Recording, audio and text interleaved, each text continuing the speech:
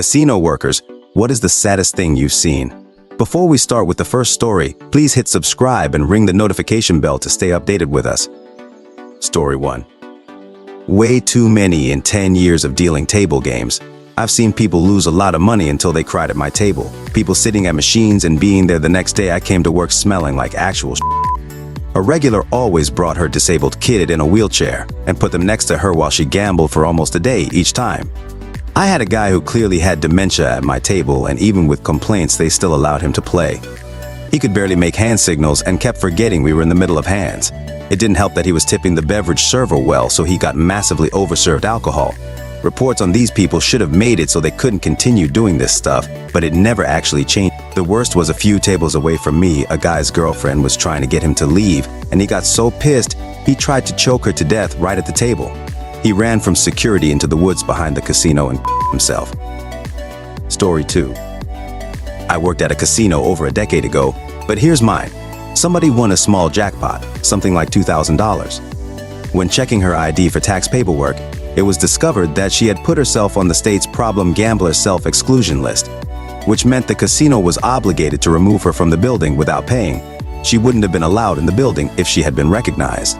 While double-checking, the manager downloaded an updated list. We auto-checked against a local copy that was sometimes a few days out of date, and it showed that she had removed herself from the list with sufficient notice, so the jackpot was paid out. She proceeded to put every penny of the jackpot back into the slot machine, and also made a couple visits to the ATM. And at the end of her stay, she asked the cashiers if she could be put back on the self-exclusion list.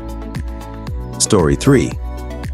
My first December working in the casino I'm still at, I was on a blackjack table, and a guy sits down and drops $2,565 on the table and tells the dealer, "My family's about to have a great Christmas," or "No Christmases." 20 minutes later it's gone, and he asked the dealer if she's happy with herself and how well the casino has to be paying her. Never saw the guy again. Our casino is 95% repeat customers, so I wouldn't be surprised if that actually was his Christmas money. Story 4. Ex-casino worker here. I saw way too many people spend ridiculous amounts of money on gambling. I've seen little kids asleep in chairs outside the casino floor because their parents were busy gambling. A gentleman had a heart attack at a poker table, and other gamblers were pissed because we had to stop the game so EMS could come. Saddest one, though, was a lady who wanted to cash a check made out to the electric company.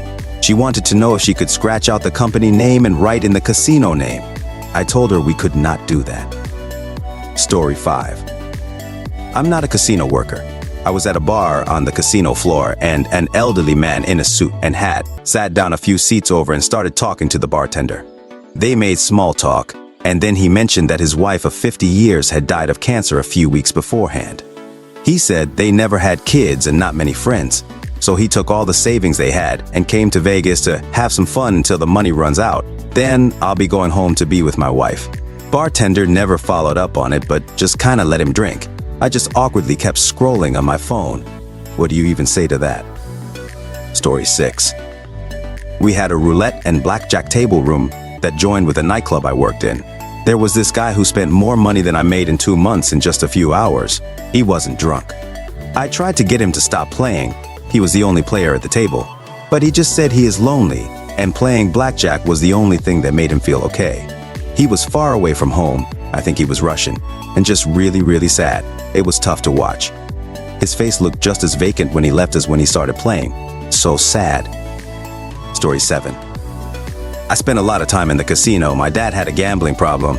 It's sad to watch your hero fall, but he pulled himself out and away from that. But the things I've seen a blind Chinese man come in with his bodyguards to help him gamble.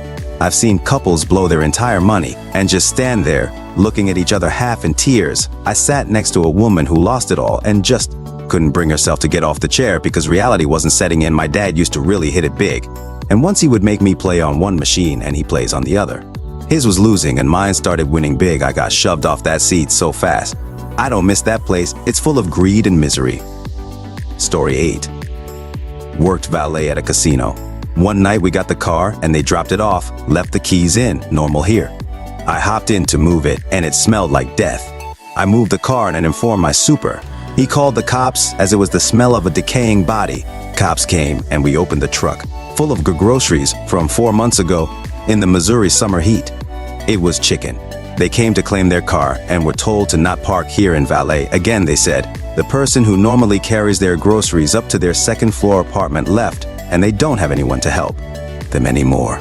So now they go to casinos and eat out every night. They didn't have money to do this, no idea where it came from. I will never gamble or go to a casino after working valet those years. Many, many more stories. Story 9. My dad was a security guard at a casino for 15 years, and he's got stories. When he started working there, the chairs at the slot machines were made of cloth.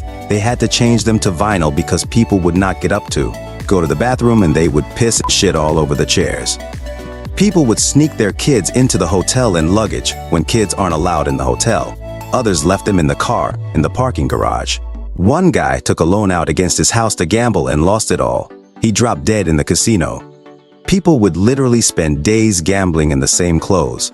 People would beg for money at the exits of the highway for money, pretending to be homeless, and use the money to gamble. I could keep going at it. The casino my father worked at did not allow kids on premises, period. If yours does, then good for you. Story 10. Not a casino worker, but still a sad story. Managed an apartment portfolio decades ago, and keep in mind that this was before the days of paying your rent online. We had a zero cash collection policy, but the manager of the property told everyone it was lifted for the month to help boost our collections. The perfect storm happened on a Friday that aligned with a lot of paydays. She collected about $80,000, roughly $150,000 in today's dollars, in cash for rent, and then went to the casino and put it all on red. Her thinking was that she would double it, then deposit the $80,000 on Monday, and nobody would ever know the difference. She did not win. Monday comes around and I see that the money didn't get to the bank, so I call the property. Nobody has seen the manager. Alarm bells immediately ring in my head. I fly to Vegas. We eventually found her at some dude's house and called the police. Story 11. I had a customer walk up to me as a slot attendant with 4 quarters on his open palm. He asked if I had any idea about any machine that might be ready to. He explained he had driven a little over 2 hours to get to the casino, and this was literally all the money he had left. He hadn't bothered to fill the gas on his car, and it didn't have enough to get him home. Best I could tell him was one particular bank of machines had had several decent payouts. But that was about all I could say, as even slot attendants don't have much idea when any particular machine was going to hit. I got called off to another customer. I don't think he even won enough to buy some gas. Story 12. Former casino worker of 20 years. I've seen a lot of things, but this one stands out to me. I was the games manager on shift, and there was a lady in her 40s playing blackjack. She had been there a few hours and had made quite a few trips to at the moment, and her buy-ins were getting into the thousands of dollars. I was doing paperwork in the pit when a dealer called me over while the lady was on another ATM trip and said she was crying just before. I kept an eye on her, and after she lost a few more hands, I could see the tears start, and she was silently crying while playing. I went up and, as discreetly as possible, asked her if she was okay and offered help through our Partnered Addictions Help program. She looked me right in the face and got mad at me for asking and told me she's fine and to leave her alone. She was making staff very uncomfortable at that time, and it was obvious she was crying more and more as she continued to play and lose. I made the decision to ask her to leave for the night and comped her cab ride home. I tried again to offer her information to organizations to help with her gambling again, but still not interested. Addictions are heartbreaking to see, and I really hope she was able to get help. Story 13. 15 years in the casino, on the F&B side, I have seen people and piss on themselves so they don't have to leave a machine, in the line to the buffet and roll it down their pant leg so they don't, completely not even batting an eye at their actions. I have more piss stories than I care to share. People get an opportunity to buy a home, finally, and find out they can't get a loan because 95% of their income has gone into the casino for years. Someone died just to have people try to step around the barrier to get to the free soda machine, or over the body even, because they could care less. Fentanyl classes had to be given to my team in the event someone found something on the ground. I am glad we did that as a company, but sad it was there, and that common. Someone throw themselves off the parking structure.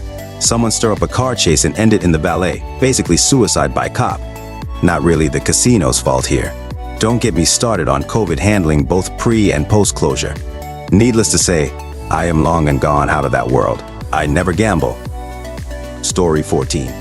Oh man, I have a ton from my 15 years as a casino manager, but but I'll just write a few and come back later.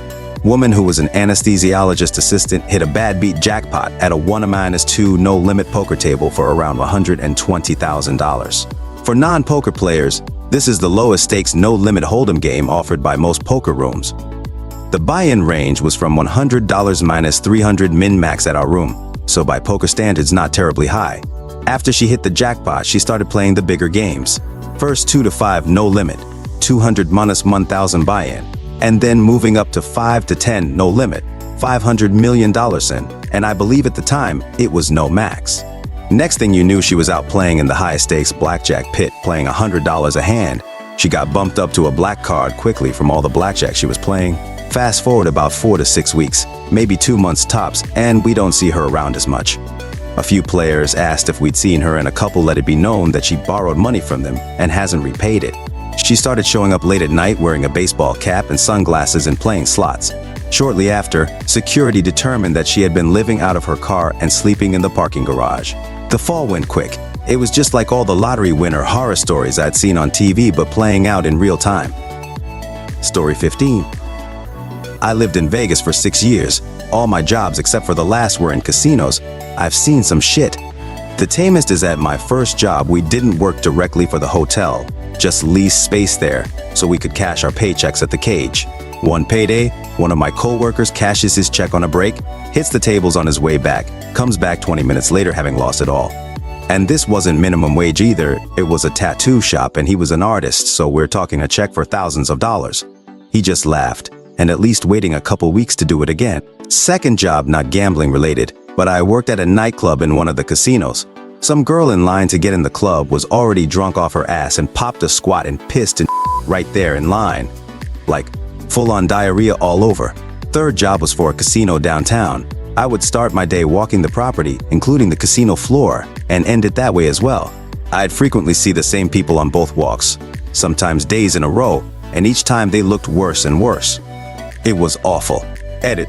This was secondhand, but it comes from my last non-casino job, driving for Uber Lyft. Picked up friendly older guy, I don't remember where I took him, but I think he was local. We started talking about gambling, and he told me about a friend of his, former cop, retired and moved to Vegas with his wife. Within 4 months, his $400,000 pension was gone. It was a miracle his wife didn't leave him. Alright folks, that's a wrap. If you like this, please hit the thumbs up and subscribe to the channel. You can also share your those in the comment below.